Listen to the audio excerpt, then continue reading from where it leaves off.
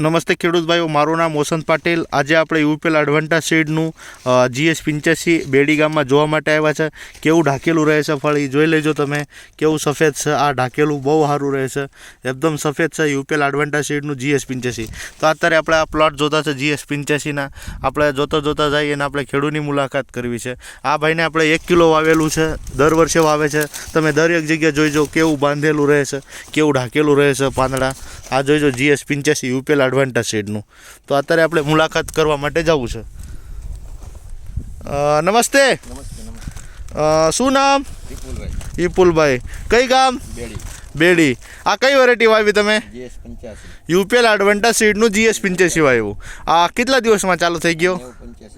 85-90 દિવસમાં ચાલુ થઈ ગયો છે. આજે 1/3/2022 છે, બરાબર. ત્રીજા મહિનાની 1 તારીખ છે. તો કેવું લાગે આ તમે વેરાયટી? બહુ સારી છે. કઈ રીતે સારું છે? તમે થોડાક એકદમ ફૂલ ઢકાયેલું રહે છે. આ જોઈજો તમે, ફૂલ કેવું ઢાકેલું રહે છે. આની વ્હાઇટનેસ સારી અને પૂરું ઢાકેલું. આની સાઈઝમાં ફૂલ છે. કેટલી સાઈઝ આવે એની? વજન સરેરાશ 2 કિલોની આસપાસ, 1 કિલોથી 2 કિલોની સરેરાશ આવે છે. ઓકે, તો બધા ખેડૂતને શું કહીશું આ વેરાયટી વાવાય? GS85 UPL Advanta સીડનું. તમને એના પહેલા કઈ વેરાયટી વાવી હતી આપણી? GS75 વાવ્યું હતું, પછી સુપર સિગ્રા વાવ્યું હતું. અને આ કેટલો કિલો વાવેતર કરેલું તમે? GS85 ને 1 કિલો વાવેતર કરેલું. તો આપણે અત્યારે બધું પ્લોટ જોતા છે કે આ GS85 ના. અને તમારા કેટલા વીઘાનું અત્યારે સુધી હાર્વેસ્ટ થઈ ગયો છે? થઈ ગયું મારે 15-20 વીઘાનું હતું. આગળ પાછળ 15-20 વીઘાનું હતું. તો આપણે બધા ખેડૂતને એવું કહી શકીએ કે આ GS85 વેરાયટી વાવી શકે. હાલો આપણે તમારા ભાગ્યને પૂછી. ભાઈ, તમે કેવું લાગે આ વેરાયટી? સારું લાગ્યું. આ વેરાયટી તમે દર વર્ષે વાવે છે 2 વર્ષથી. તો બધા ખેડૂતને શું કહીશું તમે? બધા એક આ વેરાયટી વાવાયા GS85. એનો ફાયદો શું છે વાવવા માટે?